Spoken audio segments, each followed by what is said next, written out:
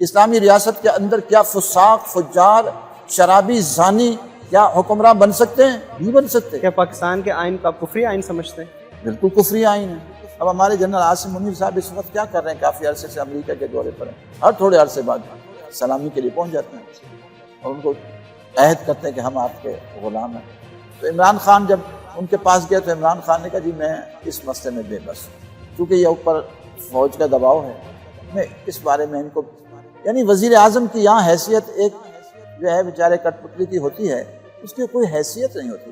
حضرت مولانا تقی عثمانی صاحب کو اگر ادب مانے نہ ہوتا تو میں مناظر مباہلے کا چیلنج دے دیتا کہ حضرت یہ اسلامی ریاست نہیں ہے۔ اسلامی ریاست کے اندر جو میڈیا کے اندر عورتیں برقع تو کیا تو پٹا تو کیا میک اپ کر کے مرد عورت اکٹھے بیٹھ کے خبریں پڑھتے ہیں، یہ اسلامی ریاست ہے؟ یہ حضرت مولانا تقی عثمانی صاحب اور ان کے ہم فکر علماء سے میرا سوال بھی ہے، حضرت جواب دیجئے، آپ ہمارے بزرگ ہیں، اکثر مدارس سے صفت جہاد چھوڑ چکے ہیں، قیامت کے دن جواب دہ ہوں گے۔ کل بھی تو آپ نے یہی فرمایا کہ میں جو ہے نا آپ کو گولی مار دوں گا، اس لڑکی کو بھی آپ نے دھمکی دی نا۔ یہ ظالمانہ رویہ نہیں تھا؟ یہ ظالمانہ رویہ نہیں تھا؟ یہ ظالمانہ رویہ کہ یہ میک اپ کر کے پورے ہمارا ایمان برباد کرتے ہیں۔ حضرت بہت سارے علماء کرام کا آپ کے بارے میں ایک نظریہ رکھتے ہیں، وہ یہ رکھتے ہیں کہ آپ حکمت اور بصیرت کے ساتھ نہیں چلتے، اور حکمت اور بصیرت کے ساتھ نہ چلنے کی وجہ سے آپ کے ساتھ علماء کرام اس طرح سے آپ کے ساتھ نہیں چل پا رہے۔ یہ ان کو پتہ نہیں ہے، جتنے الحمدللہ میرے ساتھ ہیں نا، چلے وہی جو کہتے ہیں نا، جو آئیں اسی کا مقابلہ کر لیں کہ میرے شاگرد زیادہ ہیں کہ ان کے شاگرد زیادہ ہیں۔ سماعت چینل، آواز وہ جو آپ سننا چاہتے ہیں۔ السلام علیکم ناظرین، آپ دیکھ رہے ہیں سماعت چینل، میں ہوں آپ کا ہوسٹ حمزہ سلیم۔ آج میں ایک ایسی جگہ پر موجود ہوں، آج سے 2007 میں ایسی جگہ جس جگہ پہ ایک مسجد کو شہید کیا گیا، اور کوئی بھی ایمان والا اس جگہ کے بارے میں جب بھی سنتا ہے اس کے دل میں ایک درد سا جاگ جاتا ہے۔ اور ایسی جگہ پر موجود ہوں جہاں پہ بہت سارے نہتے بچوں کو اور بہت سارے خواتین کو جہاں پہ شہید کیا گیا۔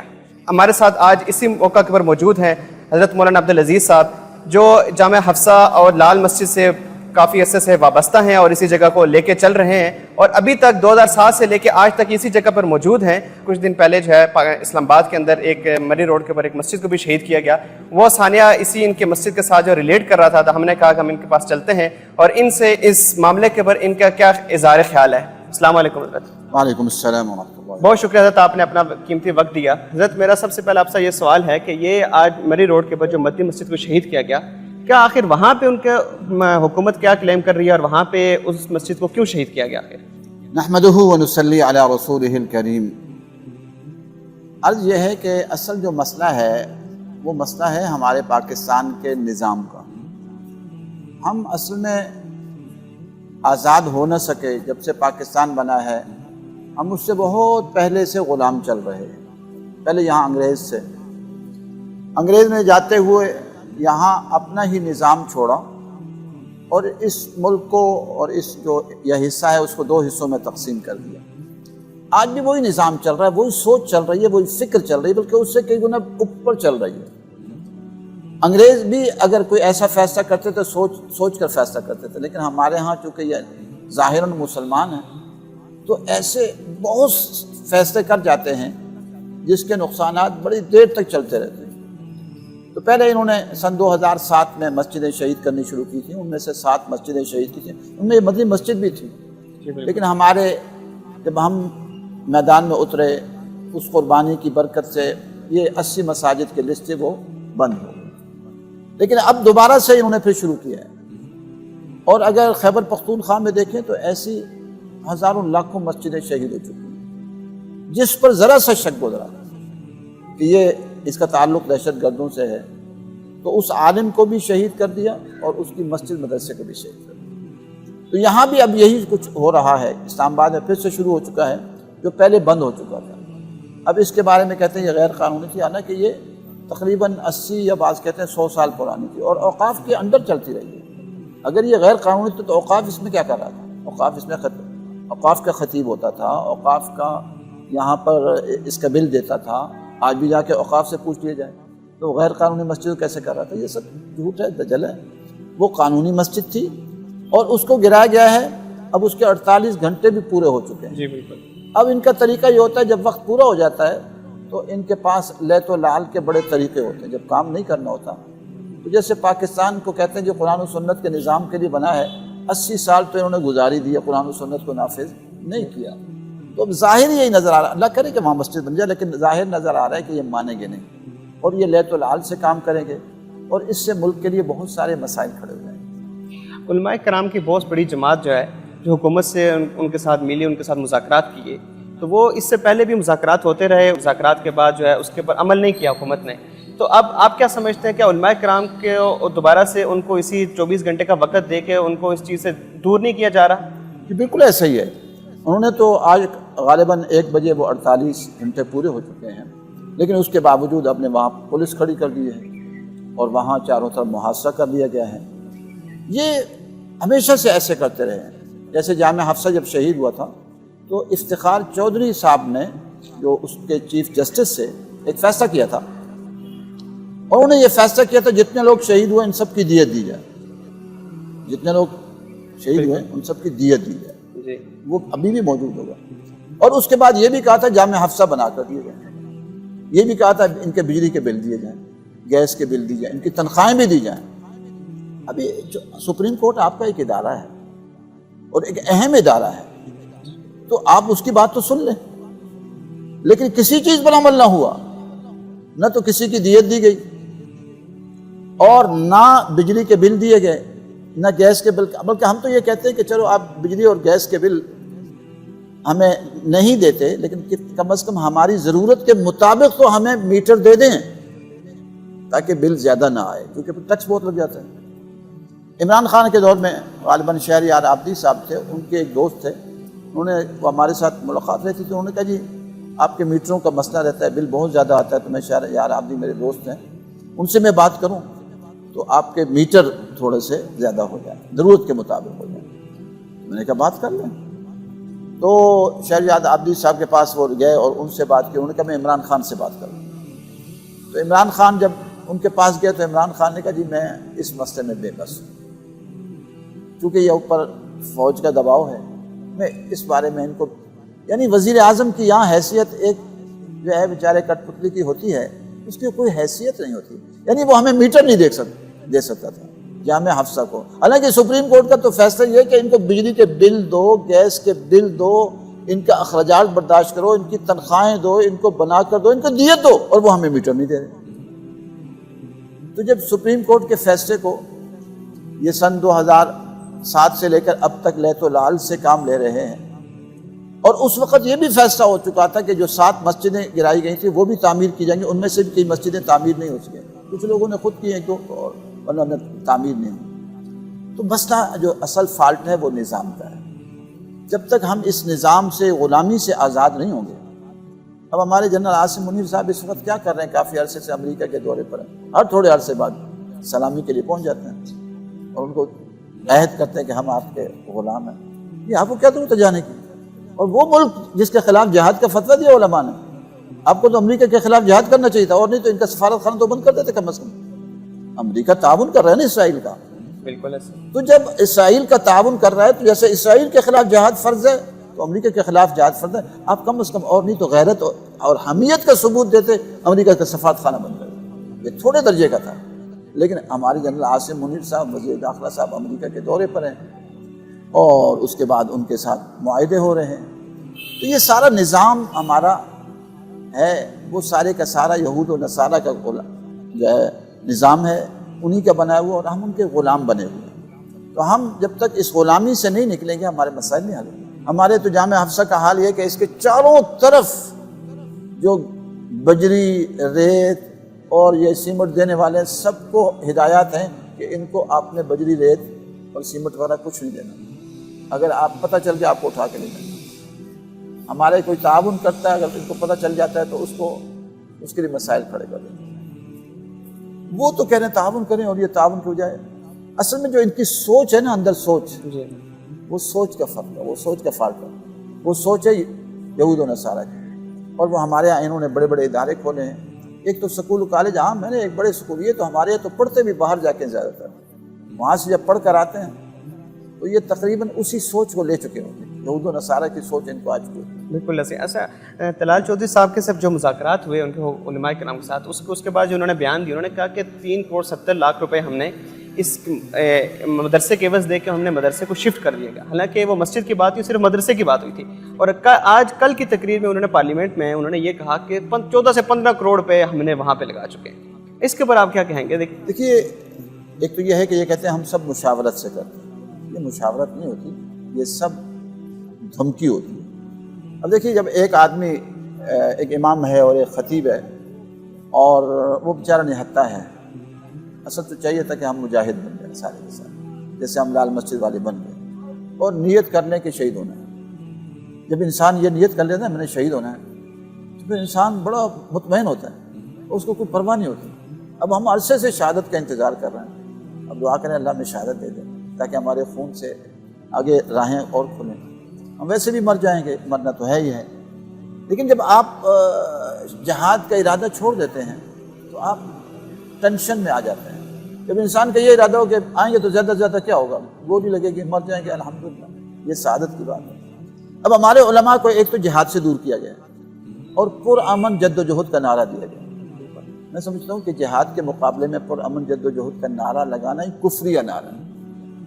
یعنی ایک طرف آپ صلی اللہ علیہ وسلم نے اور قرآن و سنت نے ہمیں کیا بتایا کہ باطل کے خلاف آپ نے مسلح جد و جہد کرنی، اور آپ نے صلی اللہ علیہ وسلم نے خود بھی کی، خلفائے راشدین نے بھی. 80 سال میں تو ہم دنیا فتح کر چکے تھے. آپ ذرا تاریخ اٹھا کر دیکھیے کہ 80 سال میں ہم کہاں پہنچے ہوئے تھے. 80 سال میں ہم دنیا کا بڑا حصہ فتح کر چکے تھے، اور 80 سال میں ہم اپنے ملک کو 2 حصوں میں کرا چکے ہیں. باقی کے حصے کا حال یہ ہے کہ خیبر پختونخوا میں رات کو پوری رات جو ہے وہ ہماری جو ہے ایک قسم کا کرفیو سا ہوتا ہے، یا گاڑیاں نہیں چل سکتی ہیں. بلوچستان کا یہ بھی حال ہے کہ وہاں لوگ سفر نہیں کر سکتے، اور ایک طرف ڈاکوؤں کا راج ہے اور پورے ملک میں ڈاکوؤں کا راج ہے. وجہ کیا ہے کہ ہم نے محمد عربی صلی اللہ علیہ وسلم نے اور قرآن و سنت نے ہمیں جو نظام دیا تھا، ہم نظام نہیں اپنا سکتے. اور اللہ تعالیٰ قرآن میں فرماتے ہیں ما تری فی خلق الرحمن من تفاوت، کہ تم رب رحمان کی بناوٹ سجاوٹ میں کوئی کمی بیشی نہیں پاؤ. اللہ نے آپ کو اور ہمیں آنکھیں دی ہیں. کیا امریکہ، جرمن، جاپان ایسی آنکھیں بنا سکتا ہے؟ اللہ نے ہمیں کان دیے ہیں، زبان دی ہے بولنے کے لیے. کیا امریکہ یہ زبان بنا سکتا ہے؟ اللہ تعالیٰ نے معصوم پیارے پیارے بچے اور بچیاں بنائے، پھل اور سبزیاں بنائے. کیا یہ بنا سکتے ہیں؟ تو اللہ تعالیٰ جو چیز بناتے ہیں وہ پرفیکٹ ہوتی ہے. جیسے اللہ تعالیٰ نے جسمانی طور پر ہماری جو چیزیں ہیں یا غذائیں ہیں وہ پرفیکٹ بنائے ہیں، تو روحانی طور پر جو ہمیں نظام عطا کیا وہ بھی پرفیکٹ ہے. وہ ہے قرآن و سنت کا نظام. اور قرآن و سنت کا جب نظام ہوتا تو لوگ مطمئن ہوتے تھے. یہاں تو یہ کہ آج غریب کا حال یہ ہے کہ ایک مرلہ 5 مرلہ کو ترستا ہے. لاکھوں لوگ بیچارے ایک مرلہ کی زمین کو کہتے ہیں ایک مرلے کا کمرہ ہی مل جائے یا 5 مرلے کا مکان تو بڑی بات ہے. اور ایک طرف یہ ہے کہ ہمارا اسلام آباد کلب کو دیکھ لیجئے، یہ 350 ایکڑ سے اوپر پر بنا ہوا ہے. اور یہی حال وزیر اعظم ہاؤس، صدر ہاؤس اور کتنے ادارے ہیں بڑے بڑے وہ بنے، انہیں پتہ ہی نہیں ہے کہ کیا ہو کیا رہا ہے. یہی تو اس ملک کے مالک ہے نا، یہ تو انہی کی جگہ ہے. مالک تو نہیں ہے، لیکن ان کے پیچھے امریکہ کا ہاتھ ہے. امریکہ کہتے ہیں بڑے انسانی حقوق کے دعوے دار، یہ انسانیت، حقوق انسانی کے دعوے دار ہیں. اور پاکستان میں انسانی حقوق کی پامالی ہو رہی ہے. اور اب تو قومی اسمبلی نے یہ پاس کر لیا ہے کہ جی آپ کسی کو اٹھا کر لے جا سکتے ہیں، اس پر مقدمہ کر سکتے ہیں، اور وہ جھوٹے مقدمے میں اندر بھی چلا جائے گا. اس کو وکیل کرنا ہی مشکل کام ہے، اس کے مچل کے داخل کرنا ہی مشکل کام ہے. یہ غریب آدمی کہاں سے کر سکتا ہے؟ کئی لوگ بیچارے اندر پڑے. حالانکہ شریعت کا حکم یہ ہے کہ ہر آدمی بری ہے، آپ کو ثابت کرنا پڑے گا مجرم، اس کے بعد آپ کچھ کر سکتے ہیں. لیکن یہاں تو یہ کہ آپ کوئی ایس ایچ او ہے، کوئی کمشنر ہے، کوئی ڈپٹی کمشنر ہے، کوئی سی ٹی ڈی کا فرد ہے، کوئی سی سی ڈی ہے، یا جو بھی سردار خان ہے، نواب، جو مقدمہ کر دو اس بیچارے پر، وہ بیچارہ جیل میں چلے گا. تو یہ ظالمانہ نظام ہے. تو یہ ظالمانہ نظام زیادہ عرصہ نہیں چلے گا.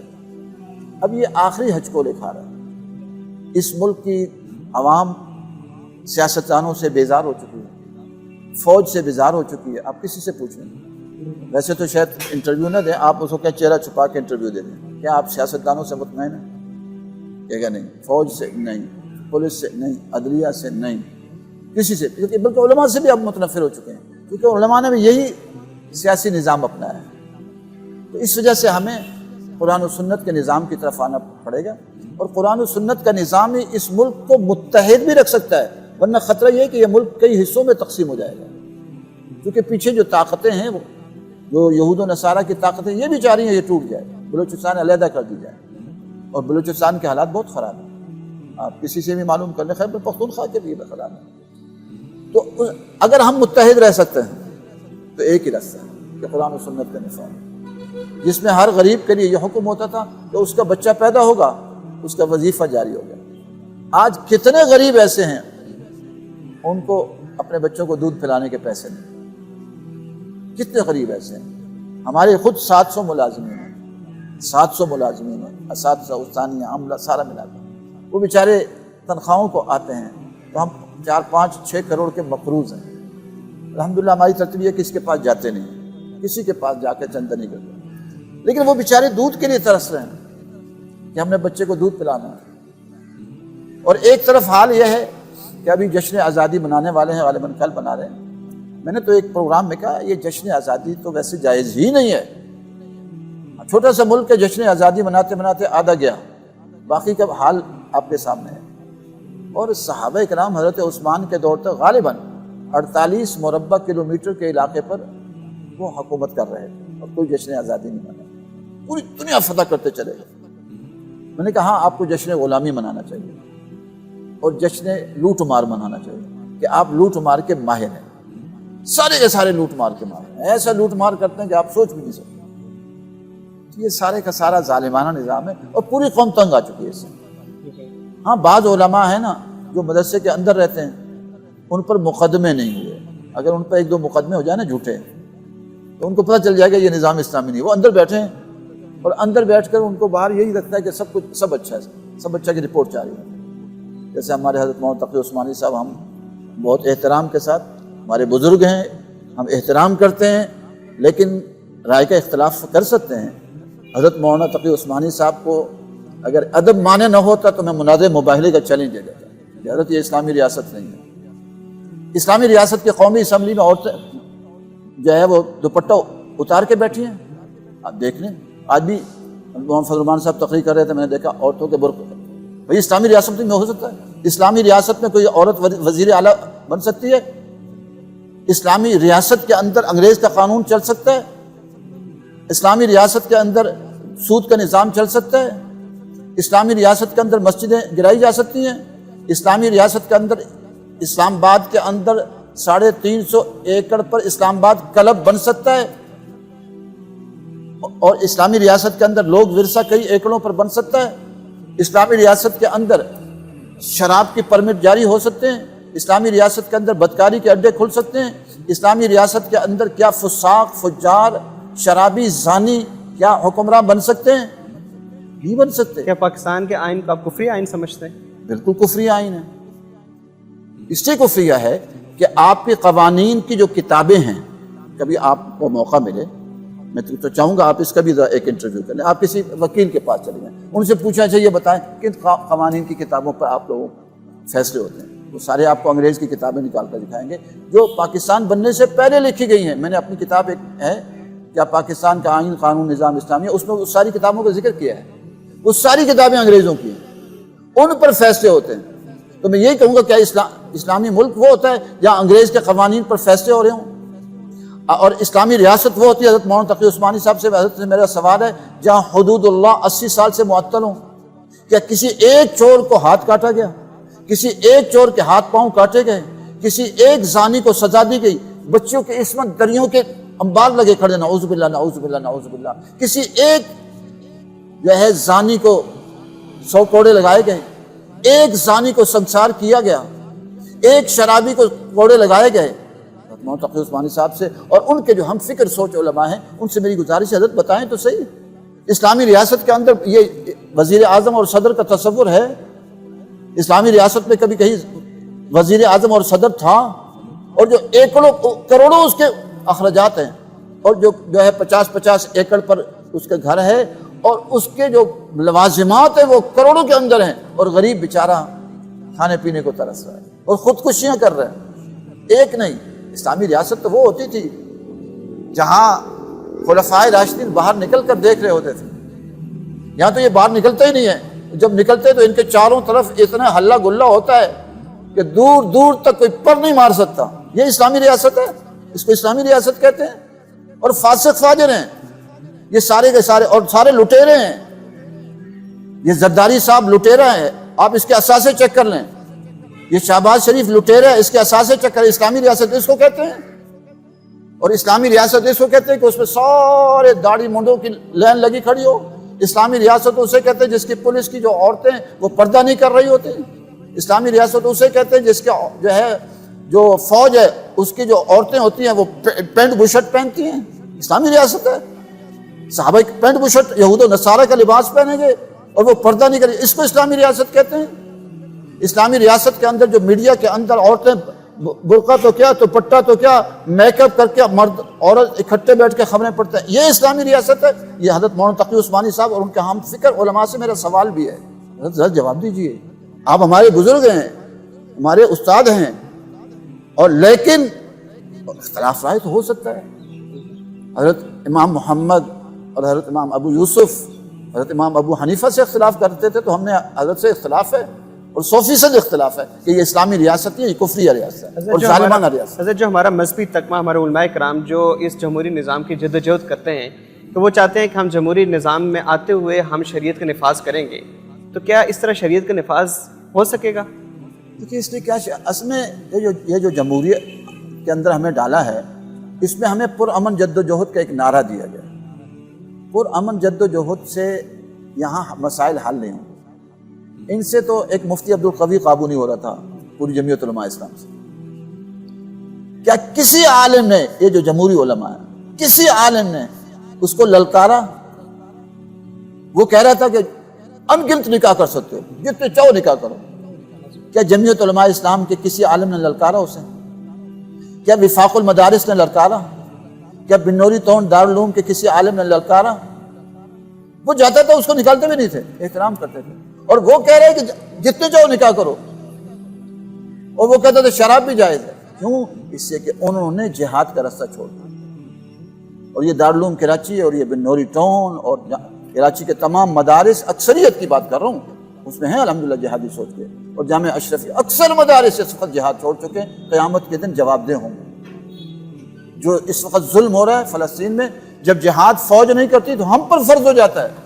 حضرت آپ نے کہا کہ ہم شہادت کے لیے بہت دعا بھی کرتے ہیں, اللہ پاک ہمیں شہادت نصیب کرے. آپ دعا کریں اللہ ہمیں نصیب, اللہ ہمیں تو شہادت نصیب کرے. لیکن مجھے یہ بتائیں, پاکستان میں رہتے ہوئے, یہاں پہ آپ رہتے ہوئے, ہمیں یہاں پہ, یا ہمیں کوئی یہاں پہ پولیس یا فوج کا کوئی بندہ ہمیں, یا پولیس کا بندہ, یا کوئی بھی چلتے ہوئے بندہ, ایک مسلمان ہمیں اس کے کسی بھی ضد میں آ کے مار دیتا, کیا ہم وہ شہید کہلائیں گے؟ ہمیں مسلمان ہی مار رہے ہیں. دیکھیے باطل نظام تو ہے نا یہاں, ہم اس کو کفریہ نظام سمجھتے ہیں. پاکستان کے نظام کو کفریہ سمجھتے ہیں, ظالمانہ سمجھتے ہیں, اور سارے ظالمانہ سمجھتے ہیں اس پاکستان, یہ سارے ہی سمجھتے ہیں.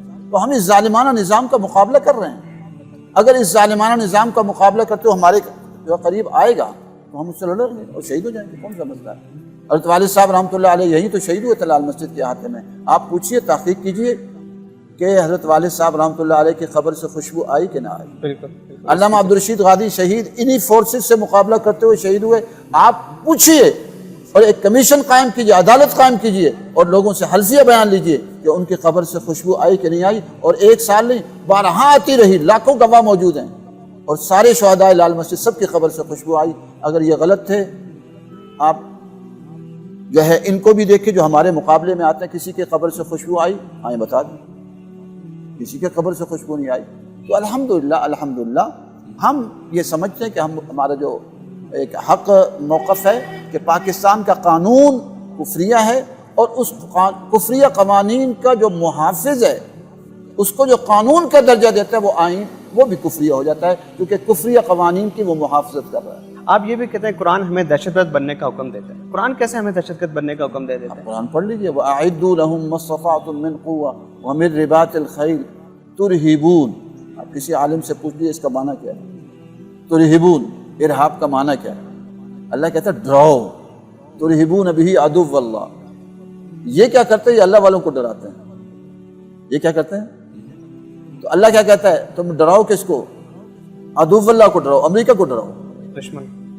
یہ یہود و نصارہ کو نہیں ڈراتے کسی کافر ملک سے پاکستان چند مہینوں کے لیے لڑا ہے 80 سال میں؟ صحابہ کرام نے تو دنیا فتح کر لی. ابھی انڈیا کے ساتھ ان کی جنگ ہوئی ہے جس میں تھوڑی سی نوک جھوک کر لیتے ہیں اور اس کے بعد وہ بھی خوش یہ بھی خوش، اللہ اللہ خیر صلی اللہ، یہ تو ہوتی رہتی ہے. کیا باقاعدہ جنگ لڑی ہے کسی سے؟ اور کوئی کفریہ ملک کا کوئی ایک ضلع بھی فتح کیا ہے پاکستان میں 80 سال میں؟ ایک ضلع. آپ ذرا نیٹ سے ہی تحقیق کر لیجئے، حضور صلی اللہ علیہ وسلم کے دور میں کتنے علاقے فتح ہو چکے تھے. حضرت ابو بکر صدیق کے دور میں، حضرت عمر فاروق کے دور میں 22 لاکھ مربع میل یا مربع کلومیٹر، حضرت عثمان غنی کے دور میں اس سے زیادہ، حضرت معاویہ رضی اللہ تعالیٰ عنہ کے دور میں اس سے زیادہ. ہم نے کتنے ضلع فتح کیے کفار کے آج تک لڑکے؟ ہم تو ہتھیار پھینک کر آئے تھے مشرقی پاکستان میں. یہ تاریخ میں نہیں ہوا جو انہوں نے کیا ہے. حضرت کل کی آپ کا ہم ویڈیو دیکھ رہے تھے پرسوں کی، آپ ایک پولیس خاتون کے بارے میں بڑے سخت الفاظ بہت اچھا فرمایا. میں نے اسے پیار سے پہلے سمجھایا، مطلب یہ ہے کہ کہا بیٹی کر کے کہا، بیٹی پردہ کرو پردہ کرو پردہ کرو. وہ فل میک اپ کے ساتھ کھڑی تھی. کس سے کھڑی تھی؟ یہاں ان کا مقصد کیا ہے؟ چاروں طرف اس کے پولیس والے کھڑے.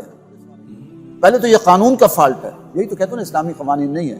جو کہتے ہیں اسلامی قوانین، اگر یہ ہوتے یہ فل میک اپ کے ساتھ مریم نواز صاحبہ آتی ہے، یہ جائز ہے؟ اس کو وزیر اعلیٰ بننا جائز نہیں ہے. اور بے نظیر صاحبہ آتی تھی، وہ جائز ہے؟ ناجائز ہے. اور اسمبلی بھری ہوئی ہے، قومی اسمبلی سینٹ بھرا ہوا ہے، صوبائی اسمبلی بھری ہوئی ہے، یہ ناجائز.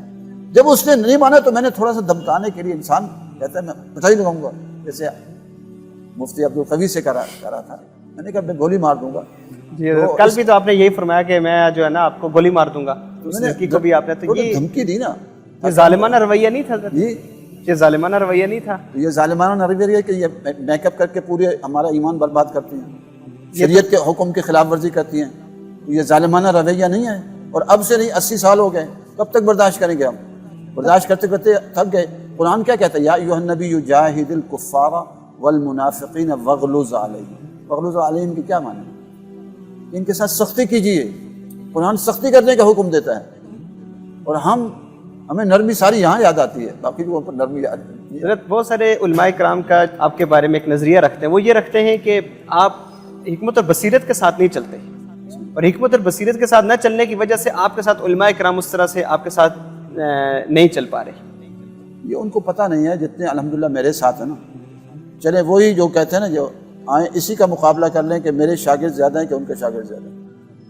الحمدللہ میرے شاگردوں کی جتنی تعداد ہے نا، اور آج ہماری فکر اور سوچ عوام کے نوجوان لے رہے ہیں، سکول و کالج کے نوجوان لے رہے ہیں. وہ جو کہہ رہے ہیں نا، وہ خود اپنے گریبانوں میں جاتے ہیں. ہم تو اس ظالمانہ اور طاغوتی نظام کے خلاف ایک عرصے سے کام کر رہے ہیں، لیکن وہ خود حکمت اور بصیرت سے خالی، اور جو قرآن کی بہت ساری آیات کا انکار کر رہے ہیں. 450 غالباً آیات ہیں جہاد کا، وہ انکار کر رہے ہیں.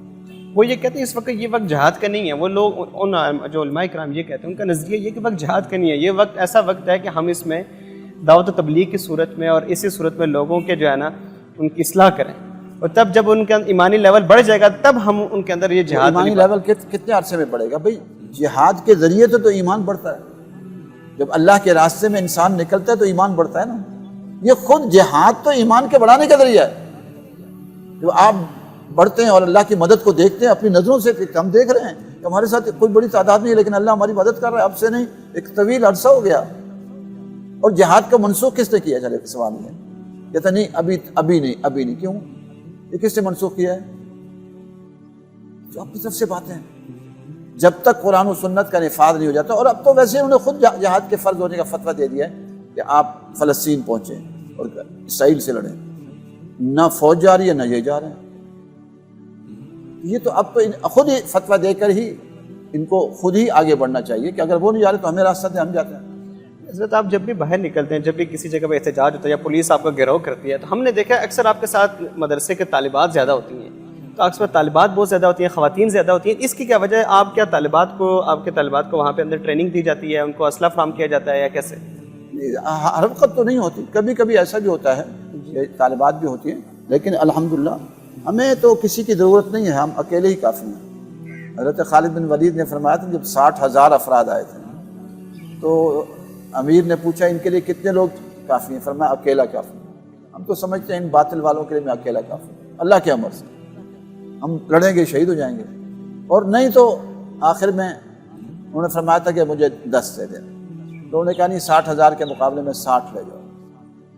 تو بہرحال یہ باطل نظام ہے اور ہم اس باطل نظام کا ایک عرصے سے مقابلہ کر رہے ہیں۔ اللہ تعالیٰ سے دعا ہے کہ اللہ تعالیٰ اگر اس باطل نظام نے ختم ہونا ہے تو اللہ تعالیٰ ہمیں توفیق دے اس کے، اور ہمارے ساتھیوں کو توفیق دے، اور ہمیں اعوان و انصار دے دے، اور اگر ہمارا وقت پورا ہو چکا ہے تو ہمیں شہادت کی موت سے نواز دے، کہ اس کی عنایت ہوگی اور اللہ کی مہربانی۔ یہ مجھے ایک چیز بتائیں کہ آپ کے ساتھ ہم نے دیکھا کہ آپ پچھلے انٹرویو میں آپ یہ کہہ رہے تھے کہ ہمارے ساتھ ایسے نوجوان، ایسے طالبات اور طالب علم موجود ہیں جو ہر وقت فدائی حملے کے لیے بھی تیار ہوتے ہیں، تو یہ ان کی ٹریننگ آپ لوگ کرتے ہیں یا کوئی باہر سے لوگ ٹریننگ کر کے آتے ہیں؟ یہ ہم ذہن سازی کرتے ہیں کہ آپ نے اپنی جانیں دینی ہے، اور انشاءاللہ ہمارا ارادہ ہے کہ پاکستان میں عن قریب اسلامی انقلاب آئے گا، اور یہاں سے ہم 40-50 لاکھ یا اس سے بھی زیادہ کی ایک فوج بنائیں گے، اور انشاءاللہ پوری دنیا فتح کریں گے۔ 2007 سے لے کے آج 2025 ہو گئے، اس میں آپ نے کتنی فوج بنائی ہے؟ اتنا ٹائم وقت گزر گیا۔ دیکھیے ہمارا کام ہے کوشش کرنا، ہمارا کام ہے کوشش کرنا، اور الحمدللہ ہماری اس قربانی کی برکت سے افغانستان میں فتوحات ہیں۔ وہ خود کہتے ہیں کہ جی ہمیں فدائیوں کی ضرورت تھی، فدائی نہیں مل رہے تھے، سن 2007 کے بعد فدائی ملے ہیں، تو ان کو 50 ملکوں کو شکست ہوئی، تو اس میں بڑا حصہ ہمارے فدائیوں کا بھی ہے۔ آپ پوچھ لیے افغانستان کے طالبان سے کہ پاکستان لال مسجد کی قربانی کے بعد جو فدائی ملے ان سے آپ کو طاقت ملی کہ نہیں ملی؟ تو انشاءاللہ اللہ تعالیٰ آزماتے ہیں، آزمانے کے بعد اللہ تعالیٰ فتوحات دیں۔ اگر آپ پاکستان کی عوام کو اپنے ایک جملے میں ایک پیغام دینا چاہیں کہ مسجد کی حرمت اور اس نظام خلافت کے لیے جدوجہد کریں گے، آپ کیا پیغام دینا چاہیں گے؟ ہم یہی کہیں گے کہ ہم سارے پاکستان میں قرآن و سنت کے نفاذ کے لیے کھڑے ہو جائیں، پہلے اپنی تربیت کریں اور اپنی وضع قطع ٹھیک کریں، یہود و نصارہ کی وضع قطع چھوڑیں، انگریزی بال ختم کریں، مجاہدوں والے بال رکھیں، داڑھی کا اہتمام کریں، پگڑی کا اہتمام کریں، سنت کے مطابق لباس کا اہتمام کریں، اعمال صالحہ کا اہتمام کریں۔ اعمال صالحہ کی برکت سے طاقت آتی ہے، تو دل میں قوت آتی ہے نا، اعمال صالحہ، اللہ پر یقین پیدا ہوتا ہے۔ تو اپنی زندگی کو پہلے بدلیں اور اپنی زندگی کو اعمال صالحہ پر لائیں، اور اس کے بعد پوری قوم جہاد کے لیے تیار ہو جائے۔ پہلے پاکستان کے باطل نظام کو ختم کرنا ہے انشاءاللہ، اور اس کے بعد پوری دنیا پر جو ہے وہ کہ باطل نظاموں کا خاتمہ کرنا ہے، چاہے وہ یہودیت ہو، عیسائیت ہو، ہندو ہوں، سکھ ہوں، سارے باطل مذاہب اور شرک کے اڈوں کا دنیا سے خاتمہ کرنا ہے، اور اللہ کی زمین پر اللہ کا نظام لانا ہے۔ نیت المؤمن خیر من عملی، مومن کی نیت اس کے عمل سے بہتر ہوتی ہے، کیونکہ وہ نیت تو بہت بڑی کر سکتا ہے نا، اور عمل تو شاید اتنا نہ کر پائے، تو ہم نیت تو کر لیں پوری دنیا پر اسلامی نظام کے غلبے کا، اس پر ہمیں اجر مل جائے گا۔ بہت شکریہ، بہت شکریہ۔ یہ تھے ہمارے ساتھ مہمان، انشاءاللہ نئی پوڈ کاسٹ میں ایک نئے مہمان کے ساتھ حاضر ہوں گے، تب تک کے لیے اللہ حافظ۔ سماعت چینل، آواز وہ جو آپ سننا چاہتے ہیں۔